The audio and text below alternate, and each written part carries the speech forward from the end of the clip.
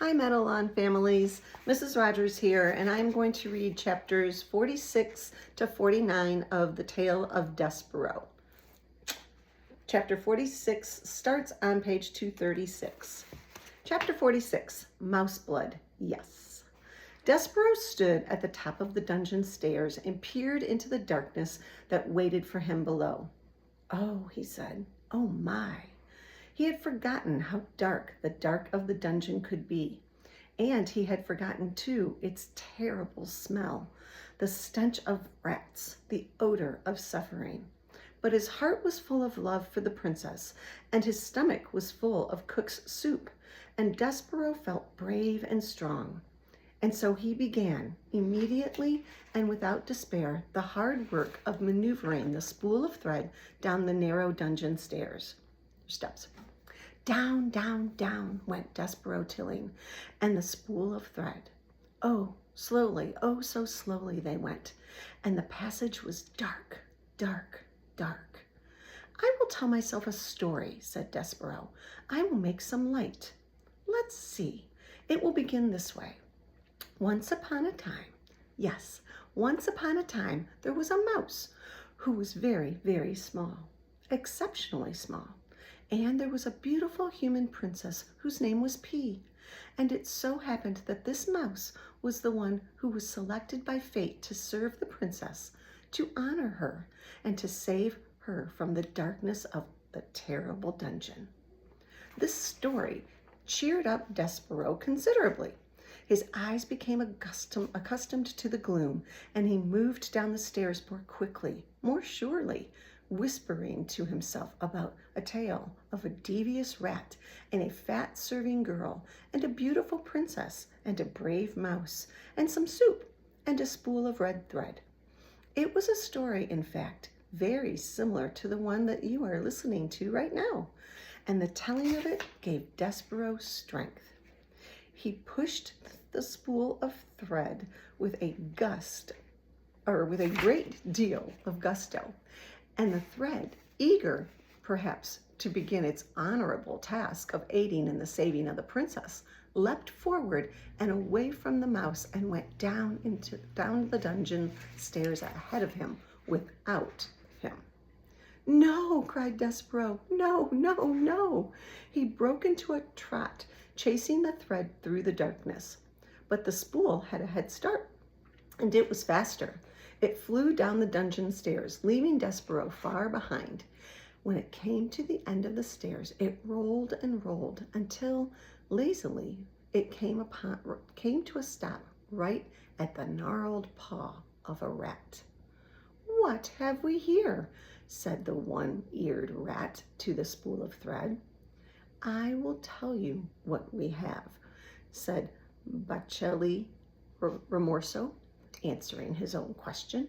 We have red thread. How delightful! Red thread means one thing to a rat. He put his nose up in the air. He sniffed. He sniffed again. I smell. Could it be? Yes, most definitely it is. Soup. How strange. He sniffed some more. And I smell tears. Human tears. Delightful. And I also detect the smell. He put his nose high into the air and took a big whiff of flour and oil. Oh my, what a cornucopia of scents. But below it all, what do I smell? The blood of a mouse. Unmistakably mouse blood. Yes. Ha ha ha. Exactly, mouse. Botticelli looked down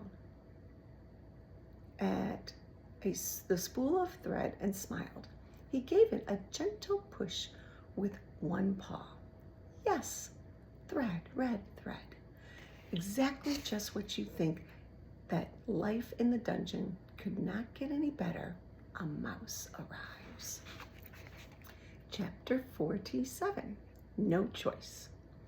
Despereaux stood trembling on the steps. The thread was mostly gone. He could not hear it. He could not see it. He should have tied it to himself when he had the chance, but it was too late now. Despereaux's dire situation suddenly became quite clear to him. He was a 2-ounce mouse, alone in a dark, twisting dungeon full of rats. He had nothing but a sewing needle with which to defend himself. He had to find a princess, and he had to save her once he found her. "It's impossible," he said to the darkness. "I can't do it." He stood very still. "I'll go back," he said, but he didn't move. "I have to go back." He took a step backward. "But I can't go back. I don't have a choice. I have no choice." He took one step forward, and then another. No choice. His heart beat out to him as he went down the stairs. No choice, no choice, no choice. At the bottom of the stairs, Botticelli sat waiting, and when Despereaux stepped from the last stair onto the dungeon floor, Botticelli called out to him as if he were a long-lost friend. "Ah," said Botticelli, there you are, exactly. I've been waiting for you."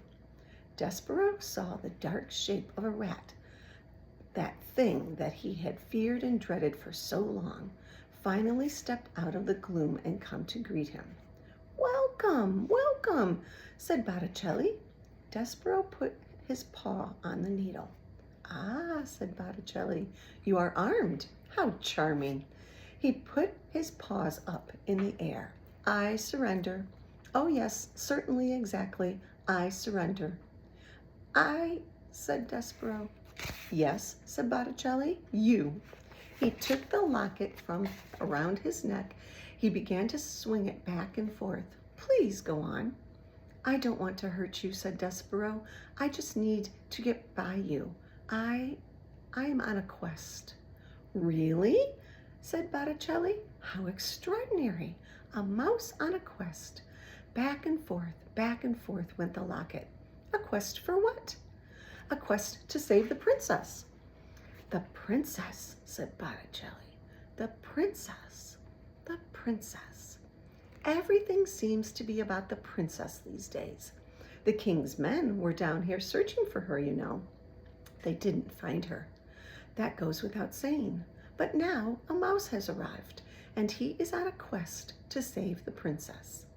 "Yes," said Despereaux. He took a step to the left of Botticelli. "How inspiring," said Botticelli. He lazily took a step to his right, blocking Despereaux's way. Why the hurry, little friend?" "Because," said Despereaux, "I have to—" Yes, you have to save the princess." "Exactly. But before you save her, you must find her, correct?" "Yes," said Despereaux. "What if," said Botticelli, "what if I told you that I know exactly where the princess is? What if I told you that I could take you right directly to her?" Said Despereaux. His voice shook. His paw on the needle trembled. "Why would you do that?" "Why would I do that? Why would I help you? Why, to be of service, to do my part for humanity, to aid in the saving of a princess." "But you are a rat," supplied Botticelli. "Yes, I am a rat, and I see by your trembling that the greatly exaggerated rumors of our evil nature have reached your oversized ears." "Yes," said Despereaux. "If," said Botticelli, swinging the locket back and forth, "if you allow me to be of assistance, you will be doing me a tremendous favor. Not only can I do a good deed for you and for the princess, but my actions will help to dispel the terrible myth of evil that seems to surround rats everywhere. Will you let me assist you? Will you let me assist myself and my kind?" Reader, was it a trick? Of course it was. Botticelli did not want to be of service. Far from it. You know what Botticelli wanted. He wanted others to suffer. Specifically, he wanted this small mouse to suffer. How best to do that? Why, take him right directly to what he wanted, the princess. Let him see what his heart desired, and then, and only then, Faced with what he loved, would Despereaux die? And in the end of it all, how tasty the mouse would be, seasoned with hope and tears and flour and oil and thwarted love. My name, little friend, is Botticelli Rimorso, and you may trust me. You must trust me. Will you give me your name? Despereaux. Despereaux Tilling. Despereaux Tilling, take your paw from your weapon. Come with me. Despereaux stared at him. Come, come, Botticelli, said Botticelli. Let go of your needle. Take hold of my tail. I will lead you to the princess. I promise. What, reader, in your experience, is the promise of a rat? That's right. Zero, zip, nada, goose eggs. But I must ask you this question too. What else was there for Despereaux to hold on to? You are right again. Nothing. And so the mouse reached out. He took hold of the rat's tail. Chapter 48, On the Tail of a Rat. Have you ever had hold of the tail of a rat? At best, it is an unpleasant sensation, scaly and cold, similar to holding onto a small, narrow snake. At worst, when you are dependent upon a rat for your survival, and when a part of you is certain that you are being led nowhere except to your death, it is a hideous sensation, indeed, to have nothing but a rat's tail to cling to. Nonetheless, Despereaux held on to Botticelli Rimorso, and the rat led him deeper and deeper into the dungeon. Despereaux's eyes had, by this point, adjusted quite well to the darkness, though it would have been better if they had not, for the things he saw made him shiver and shake. What did he see? He saw that the floor of the dungeon was littered with tufts of fur, knots of red thread, and skeletons of mice. Everywhere there were tiny white bones glowing in the darkness, and he saw in the dungeon tunnels through which Botticelli led him, the bones of human beings too, grinning skulls and delicate finger bones rising up out of the darkness and pointing towards some truth best left unspoken. Despereaux closed his eyes, but it didn't help. He saw, as if his eyes were still open, the wide bones, the tufts of hair, the knots of threads, the despair. Ha ha, exactly, Botticelli laughed as he negotiated the twists and turns. Oh yes, exactly. If what was in front of Despereaux was too horrible to contemplate, what followed behind him was perhaps even worse. Rats. Happy, hungry, vengeful parade of rats, their noses up in the air, sniffing and sniffing. Mouse, sang out one rat joyfully. Oh, yes, yes, mouse, agreed another. But something else, too. Soup, called out another. Yes, soup, the others agreed. Blood, sang a rat. Blood, they all agreed together. And then they sang, Here, mousie, mousie, mousie, here, little mousie. Botticelli called out to the other rats. Mine, he said. This little treasure is all mine, gentlemen and ladies. Please, I beg you, do not infringe on my discovery. Mr. Rimorso, said Despereaux. He turned and looked behind him and saw the rats, their red eyes, their smiling mouths. He closed his eyes again. He kept them closed. Mr. Rimorso? He shouted. Yes, Botticelli said Botticelli. Mr. Rimorso, said Despereaux, and he was crying now. He couldn't help it. Please, the princess. Tears, shouted the rats. We smell tears. Mousie, we do. Please, shouted Despereaux. Little friend, said Botticelli. Little Despereaux Tilling, I promised you, and I will keep that promise. The rats stopped. Look ahead of you, he said. What do you see? Despereaux opened his eyes. Light, he said. Exactly, said Botticelli. Light. Chapter 49. What do you want, Miggery-Sow? Again, reader, we must go backward before we go forward. We must consider for a moment what had occurred with the rat and the serving girl and the princess down in the dungeon before Despereaux made his way to them. What happened was this. Rescureau led the Pea and Mig deep into the dungeon to a hidden chamber, and there he directed Mig to put the princess in chains. Gore, said Mig. She's going to have a hard time learning her lessons if she's all chained up like. Do as I say, said Rescureau.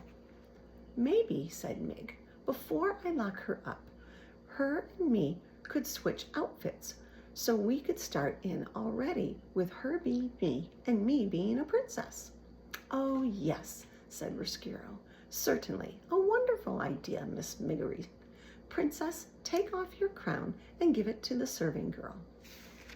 The Pea sighed and took off her crown and handed it to Mig, and Mig put it on her head, and it slid immediately right down her small head and came to rest quite painfully on her poor abused ears.